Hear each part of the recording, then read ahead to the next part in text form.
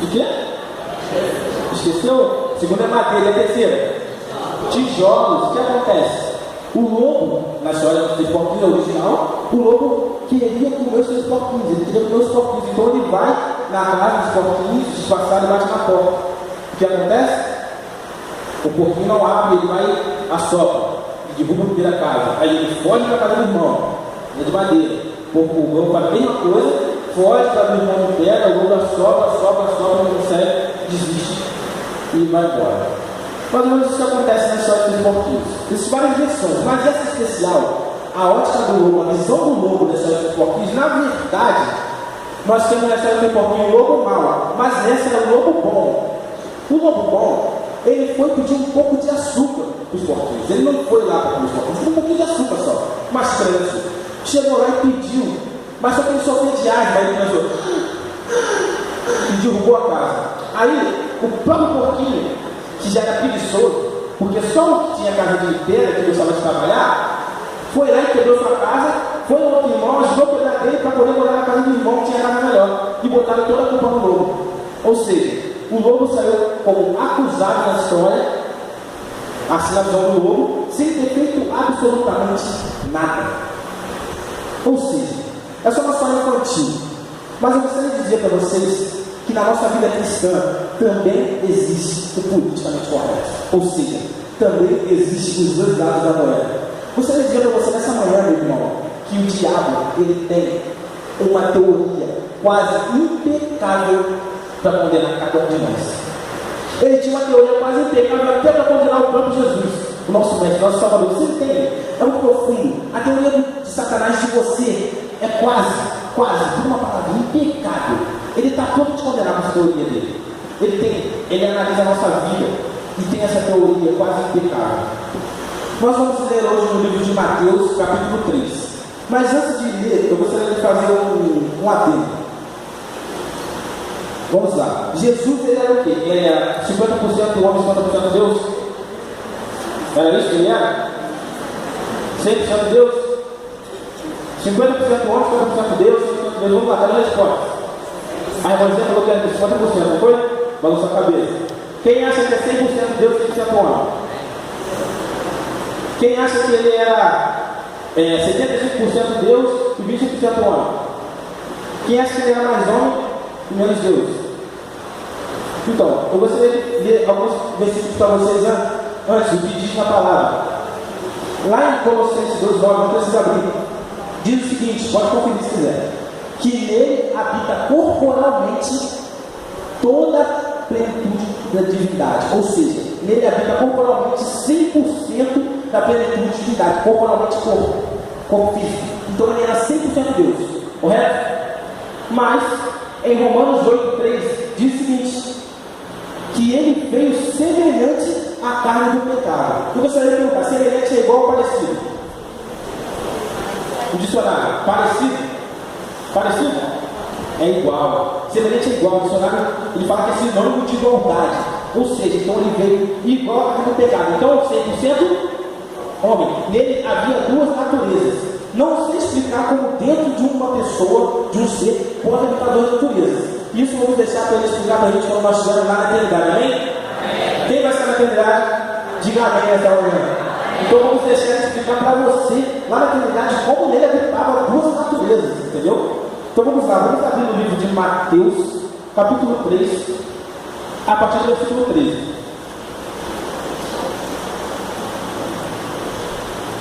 Eu comecei a pregar há pouco tempo, e quando eu decidi pregar, eu decidi que eu gostaria de ser um bom contador de histórias, não um bom pregador. Então, eu abri a passagem para vocês, mas eu vou contar a história da passagem em vez de ler. E vocês vão acompanhando com a Bíblia, ok? Vamos lá então. Aqui em Mateus 3, a partir do versículo 13, nós começamos vendo o batismo de quem? Jesus, como eu tinha dito, ele é 100% homem e 100% Deus. Mas é importante você entender uma coisa. Ele não poderia servir de exemplo para você vindo como super-homem, vindo como um homem acima. Então ele teve que se igualar a você. Como ele fez isso? É mais ou menos assim. Eu vim para cá de carro. O carro não é meu. Mas eu poderia ter vindo de ônibus. O dono do carro também poderia ter vindo de ônibus, se ele quisesse. Sim, o Tiago tem um carro, o Tiago é esse irmãozinho aqui, ele tem um carro, mas se ele quisesse ter o carro dele em casa, ele ia de ônibus, correto? É a mesma coisa com a plenitude de Deus. A perfeição da plenitude de Deus, poderes de onisciência, onipresença, onipotência, esses poderes é dele. Ele usa se ele quiser, você entende? Ele não é obrigado a ser onisciente o tempo todo. Ele pode escolher o momento que vai ser onisciente ou não. Ele pode deixar de saber alguma coisa se ele quiser, porque o poder é dele. Ele pode deixar de ser onipresente, tanto que ele se fez carne e habitou entre nós. Entende? Então ele pode deixar de expressar o seu poder. Então o que ele fez? Ele veio aqui na terra como homem, pegou os seus poderes de divindade, deixou sua expressão e veio habitar entre nós como homem. Ou seja, ele veio totalmente dependente de Deus.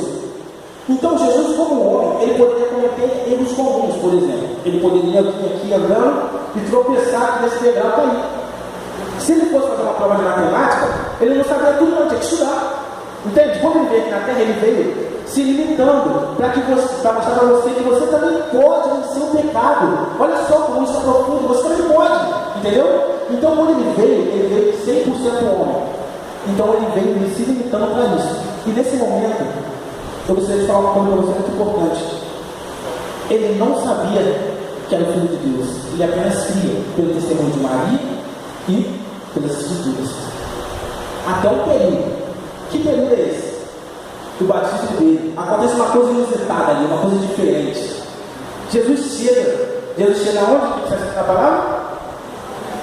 Qual lugar que ele chegou? No Rio? Ele chega no Rio Jordão. E quem estava no Rio Jordão ali batizando as pessoas? João Batista. Imagina que João já viu ele de novo e falou: ih, gente, é dele que eu tenho que falar o tempo todo. E ele veio vindo. O mestre chegou. E agora ali, ele olha para João e fala: João, o batiza. E João olha para ele: mestre, você tem que batizar. É você que tem que fazer esse trabalho. Mas ele responde: João, se cumpra toda a profecia, se cumpra tudo aquilo que foi dito no livro de Daniel. Então agora, João aceita e batiza Jesus. E ele faz o batismo. E quando ele volta, o que acontece? O céu se abre, desce uma pomba, e uma voz do céu diz o quê? Este é o meu filho amado por quem eu comprado. Quem falou com Jesus naquele momento? O próprio Pai falou. Então agora não tinha mais sombras de dúvidas. Ele era o Filho de Deus e ninguém podia falar que não era. Porque quem falou agora não era mais a voz de Maria, feminina falando. Não era mais a menina de Espírito crendo. Agora ele tinha certeza disso porque ele era o Filho de Deus. Porque quem falou com ele foi o Pai. E o Pai não mente. Amém? Amém. Então ali agora ele sai feliz. Jesus estava radiante, alegre. Porque agora ele descobriu realmente, sem sombra de dúvidas, eu sou o Filho de Deus. E continuando no capítulo 4. O que acontece ali? Aqui tem um pequeno erro de tradução que é muito importante nessa mensagem, porque no original diz o seguinte: aqui na palavra, na Bíblia, ela diz assim, no capítulo 4: a seguir foi Jesus levado pelo Espírito ao deserto para ser tentado pelo. Ok. Parece que o Espírito Santo guiou Jesus para o deserto para ser tentado, pelo que você leu. O Espírito Santo veio e levou Jesus. Mas não dessa maneira que está escrito no original da Bíblia. Está escrito o seguinte: hipotopneuma. Hipotopneuma significa ele estava com o Espírito. E depois ficou o quê? Hipotudiabalon. E veio estar com Satanás. Ou seja, Jesus estava cheio do Espírito. É um tom de decepção, sabe? Ele estava muito feliz, eufórico, alegre, porque o Pai tinha falado com ele. E agora ele vai para o deserto. Porque o deserto é o início de todo o mistério. E quando ele chega ali no deserto, aquela presença de Deus vai sumindo. E de repente ele vem sentindo a presença de Satanás se aproximando. Sente angústia, sente pesar, medo. Ele sentia todos esses sentimentos que nós sentimos. Então naquele momento ele não estava mais sentindo a presença do Espírito Santo com ele. Parecia que estava sozinho. Desejava despiciar Jesus mais temia, separação, a separação da unidade, isso que ele mais temia. Entende? E o que ele diz no capítulo 4? Diz que ele veio estar sob a presença de Satanás. Deserto, a palavra deserto no grego significa, se pronuncia litambar, que significa com a palavra. Interessante isso, Porque perguntaram para um judeu: por que vocês passam tanto tempo no deserto? Ele respondeu assim: porque lá é onde eu conheço quem eu sou e quem eu não sou. Entende? Vários apóstolos foram ao deserto antes de começar o seu ministério. Moisés passou um tempo no deserto. Paulo também passou um período no deserto. O próprio Jesus, a início de Apocalipse, passa um período no deserto antes de entrar na cidade santa. Ou seja, o deserto é um momento de preparação para o ministério. Quando você entra no deserto da sua vida, significa que Deus tem um propósito para você lá na frente, uma missão. Então é um momento de preparação. E Jesus agora sai da língua do deserto, assim diz no capítulo 14. E ele veio estar sobre Satanás. E ele passa quanto tempo no deserto? 40 dias e 40 noites no deserto. Ou seja, naquele momento, Jesus agora estava magro, sujo, fedorento, estava frio, estava com as roupas rasgadas, imagino eu. E de repente, assim diz o Deus de todas as nações, Lúcifer se apresenta para ele como um anjo do Senhor. Lúcifer ele não vem mostrando que era o diabo, aquela imagem que a gente vê na internet, às vezes no Facebook. Se você ama a Deus, curte. Se você ama o diabo, só veja. Naquela imagem, ele vem como um anjo, ele vem como anjo do Senhor, brilhante, grande, bonito. E se apresenta para Jesus. O deserto diz que ele chegou como se viesse dar o alento. E quando Jesus viu ele, realmente Jesus sentiu o alento. E ele falou assim: Jesus, Deus aceitou o seu jejum. Eu vim aqui agora para te ajudar, para te levar. Vamos. Mas, olha só, eu estou olhando para você. Olha para você. Você está magro, você está fedorento, está com as roupas rasgadas, sujo. Que o Filho de Deus eu conheço é grande, é forte, é brilhante. Eu não vejo nenhum vício de luz em você que me prova que é o Filho de Deus. Então, por favor, me dá uma prova, porque eu sou um anjo, eu não sou como Deus, eu não sei todas as coisas. Se você é mesmo Filho de Deus, transforma essas pedras então. Então agora Lúcifer leva Jesus à dependência de Deus. Ele queria que Jesus fosse dependente de Deus. E o engraçado é que eu estava vendo na internet como eram as pedras do deserto, e era realmente formado de pão. Ao que imaginar, será que Jesus olhava para a pedra de pão? Ele olhava assim, imaginava o pão ali. Então agora Lúcifer estava usando as artimanhas dele, ele queria que Jesus pecasse. O que Jesus responde? Qual foi o que Jesus responde?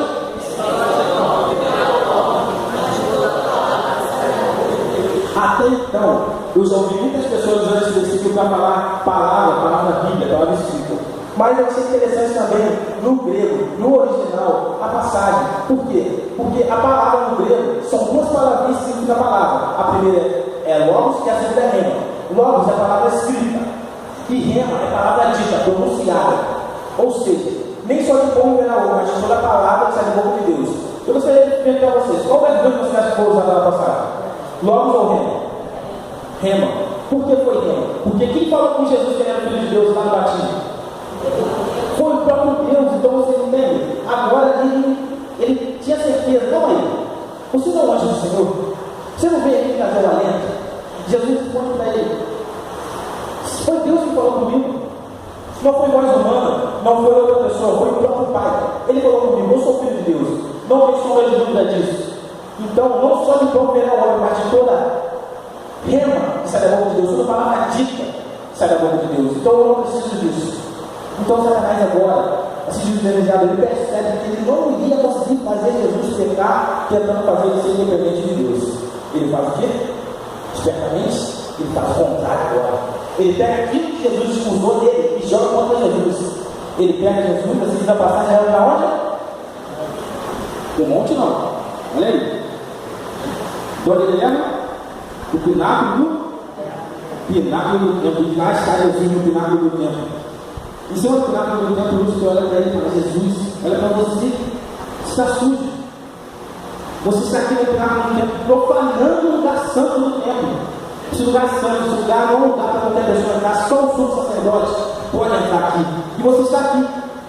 Para você não profanar mais, se joga daí, porque o Pai vai entender. O Pai vai entender que você está tentando isso para não profanar o templo. E vai mandar os anjos. Para o quê? Para te salvar. E o que Jesus responde para ele?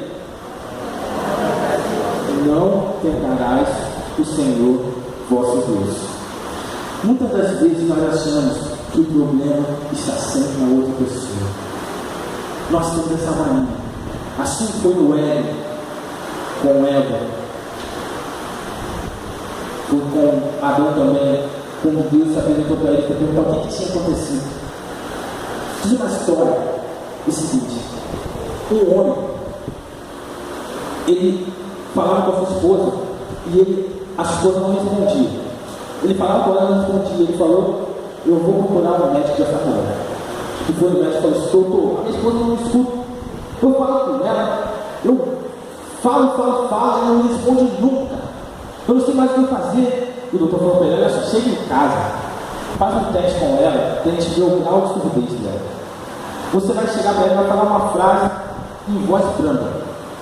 Se ela não te responder, você altera a voz um pouquinho. E se ainda ela não te responder, você fala os pés, para ver se ela vai te responder. Isso é o senhor. Quando ele chegou em casa, a mulher estava lavando a louça, estava olhando ela se pegando, e ele chegou e perguntou: querida, o jantar está na mesa? E ele pela segunda vez: querida, o jantar está na mesa? E nada ela vai responder. E na terceira vez ele falou os berros: querida, o jantar está na mesa? A mulher: eu já falei 3 vezes que já está pronto. Ou seja, ele que era o problema, ele que não estava ouvindo o que ela estava falando, o surdo era ele. Então, às vezes nós vemos o problema nas outras pessoas, quando na verdade o problema está em nós. Satanás já tentou fazer isso, ele tentou levar Jesus lá no meu tempo e jogar o problema para ele, mas o problema não era dele, não foi ele que escolheu estar ali, ele não queria estar ali, ele não foi para por vontade própria, ele foi levado, ele estava fraco, e agora Lúcifer ele vê que não iria conseguir fazer Jesus estar ali dessa maneira, tentando a Deus. E ele vai para o terceiro ponto, que é extremamente importante. Ele chega para Jesus e fala: Jesus, está bom, eu admito, sou Lúcifer, sou diabo, eu estou aqui agora, eu sou dono disso tudo, a terra é minha, eu faço o que quiser com ela, mas eu quero te entregar de mão beijada. Você não vai precisar morrer mais, você não vai precisar fazer nada por ela, eu vou te entregar e pronto. Se você só deve me adorar, um vencido. Você ajoelha só dessa vez. Ninguém está vendo, só está vendo você. O desenhado diz que todo o universo estava vendo aquela cena. E o que ele disse, Jesus? Fala com força, igreja, porque essa mensagem é forte. O que Jesus disse?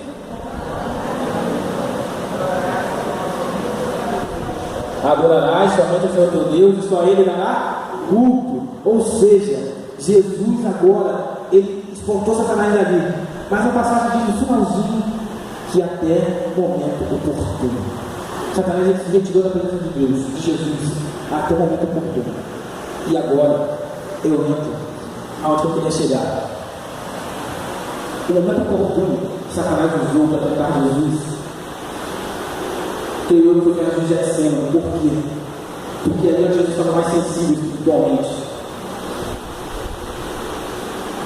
Desejar todas as nações diz que ele tinha medo da separação eterna do Pai, da morte eterna. Jesus ele morreu sem a certeza de saber que ia ressuscitar, mas vocês entendem isso? Qual profundo? Ele hesitou, cara.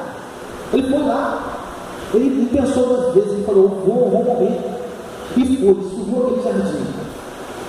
E agora ali, ele pede para os seus discípulos, seus amigos, Pedro, Tiago e João: olhem comigo, vem orar comigo aqui. E eles vão. Jesus está me orando agora. E Satanás chega e diz: mestre, olha só, como você orando por eles, você vai morrer por eles. O livro diz que Jesus queria, na verdade, era calor humano. Ele não queria o Pai em si, ele queria alguém que chegasse nele, abraçasse e falasse: mestre, vai valer a pena, eu vou aceitar. E ele não via ninguém, entende? Ele estava morrendo ali sem saber se alguém ia aceitar. Então ele queria isso, ele queria alguém para ter certeza de que valeria a pena. E ele não tinha. Seus discípulos dormindo. E Satanás falava: vai olhar para eles, você morreu por eles. Sabe como inventaram tudo? Vão inventar diversas drogas. Tipo, eles vão se drogar, eles vão morrer se drogando. Na hora de ir pro culto, na quarta-feira, eu vou botar a novela. Aquela novela que é quente. E o melhor capítulo vai ser na sexta-feira, noite, para ele guardar o sal. Quando chegar na sexta-feira, eu vou botar o melhor capítulo, que é aquele capítulo que vai acontecer a coisa boa. Aí, Quando você pensar que eles estão fazendo culto de pouco de expressão da novela. E você vai morrer por eles, né? É engraçado. Botar música, todo tipo de música para eles ouvirem, todo tipo de coisas para eles se distraírem, para não ter tempo para Deus. E quando eles pensarem em se reavivar, quando o Espírito Santo tocar neles dentro da igreja, eles vão sair da porta da igreja e vão botar outra coisa para tirar da mente deles aquilo que eles ouviram na mensagem. Eles vão chegar em casa vazio. Não vai valer a pena. Jesus responde para ele: eu vou morrer sem isso. E levando em consideração que Jesus, ele teria a morte eterna, Satanás disse para ele: você vai morrer mesmo sabendo que talvez você nunca mais vai se juntar com o Pai novamente. Você entende a oportunidade? Ele falou: vai morrer. Satanás disse: Jesus, você é pecado, porque amar a Deus sobre todas as coisas. E você está amando mais a humanidade do que a Deus. Você está levando mais em consideração morrer pela humanidade do que ficar junto com Deus. Jesus responde com argumento perfeito. Do meu ponto de vista aqui, não importa, porque o último passo sempre é para Deus. Por mais que ele dê milhões de passos em direção à humanidade, o último passo que ele der vai ser sempre para Deus, porque foi o Pai que mandou ele morrer. João 3,16 diz o quê? Porque deu seu filho para todo aquele que não conhece, mas tem a vida eterna. Então foi o Pai que mandou. O Pai mandou e ele falou: decide morrer. Ele decide morrer por nós. Eu peguei aqui passagem nos livros que dizem, da White, que dizem algumas coisas interessantes. Um deles é a verdade sobre os anjos. Para você entender melhor, diz que quando Deus olhou para o céu, ele viu Jesus no Getsemane. Ele percebeu que Jesus não iria aguentar, ele não iria suportar, e ele manda Gabriel, não para tomar o cálice dele, mas para reanimá-lo a seguir em frente. E Gabriel vem. O livro diz que quando Gabriel chega, ele pega Jesus no colo. E o clarão do anjo acorda os discípulos. Eu achei super interessante. Os discípulos olham para o anjo e caem sagrados de novo, eles desmaiam. Gabriel olha e viu o rosto de Jesus para o céu. Quando Jesus olha para o céu, o céu se abre. Sabe o que ele vê? Ele vê todas as hostes celestes que aceitaram a palavra dele. Mas Deus fez ele foi mais além. Sabe o que ele viu lá? Ele viu o rosto dos membros da igreja de 32 lá no céu. Ele viu cada um de vocês lá. Você crê nisso? Ele viu você. E quando ele viu você, ele viu que você iria aceitar. Ele se levantou e foi em direção aos guardas. Ele foi morrer por você. Jesus ele não hesitou. Não hesitou nem um minuto. Você acha que ele fez isso simplesmente pela probabilidade, como Satanás disse? Não queria além. Ele queria que nós, todos nós, estivéssemos junto com o Pai novamente. O Pai mandou ele para nos resgatar. O plano dele era frustrar a história de Satanás foi perfeita para te condenar. Sabe por quê? Porque o intuito de Jesus foi tirar toda a sua culpa. Você é culpado pelos seus pecados. Eu sou culpado pelos meus pecados. Culpado ao extremo. Mas ele morreu por nós para tirar a nossa culpa, para não deixar sem culpa alguma. Satanás acusa diante de Deus, mas ele mostra as marcas nas mãos e nos pés e diz: eu morri por ele, eu paguei o pecado dele. Eu ouvi uma história, diz o seguinte, que eu achei muito boa. Jesus ele não pisou na cabeça de Satanás, não. A história diz lá que se a morte fosse uma pessoa, e aquela história que diz que Jesus foi buscar a chave da morte do inferno, fosse literal, ele iria ao inferno buscar, iria tomar a chave da morte do inferno, essa transformação. Jesus, se eu pisar na minha cabeça agora que vai mandar na cabeça? Fala, não. Sabe quem vai pagar a sua cabeça? Vai ser meus filhos. Eles vão pagar a sua cabeça quando dizerem não do pecado. Quando eles declararem para todo mundo que eles são meus filhos, quando eles se prepararem para a minha volta, você vai tentar, eles vão pisar e vão dizer: eu vou ser fiel a Deus. Porque eles tiram a sua culpa, toda a sua culpa. toda aquela culpa, aquele pecado que você leva dentro de você e não consegue subir, não consegue passar por cima. Ele está aqui para tirar sua culpa. Ele é capaz disso. Por isso que ele morreu. Acredite. Vou convidar o grupo. Ele vai cantar a música sem culpa. Aquele que se sentir o dever de declarar a Deus que você quer entregar toda a sua culpa diante disso, que o sacrifício dele não foi em vão por você, vamos ficar de pé no meio desse louvor para receber uma oração final.